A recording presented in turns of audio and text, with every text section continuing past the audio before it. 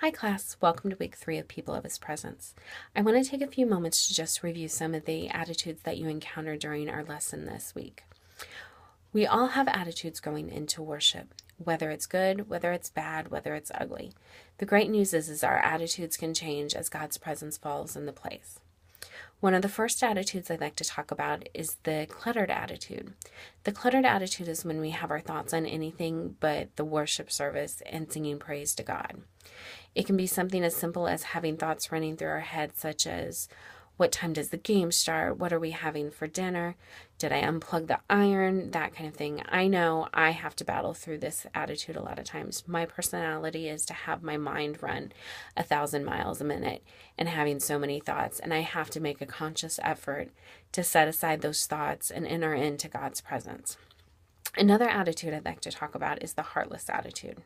The heartless attitude is when you're going through the motions. That might be the person that's clapping but not really engaged. They could be raising their hands because they know they're supposed to, but their heart isn't behind it. They're going through the motions. Another attitude I would like to talk about is the conditional attitude. This is the classic case of if-then. If they play my favorite song, if they play my favorite song in the right key, the right time in the service, that kind of thing. It's all dependent on the environment, the people around you, that kind of thing. You're basing your worship not on who God is, but what's going on around you. Another attitude I'd like to talk about is the complacent attitude. The complacent attitude is when you just have a laziness and an apathy towards God's presence showing up. You're okay if God shows up. You're okay if he doesn't.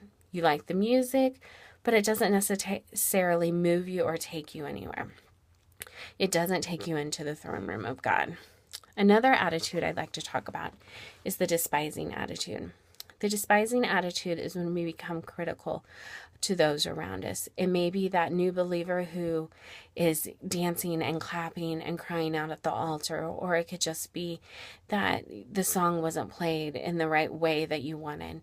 And we just begin to look at worship as something going on around us and not engaging our hearts into what God wants. The final attitude and best attitude is David's attitude. He had a passionate desire to worship God. Everything was focused on God, and the goal was to get into God's presence. This is the attitude that I desire.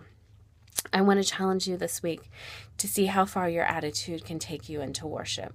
There was a quote at the start of our reading that said, "The attitude you come with determines the depths that you will go." I challenge you to go deeper this week than you ever have before. Have a great week. Bye.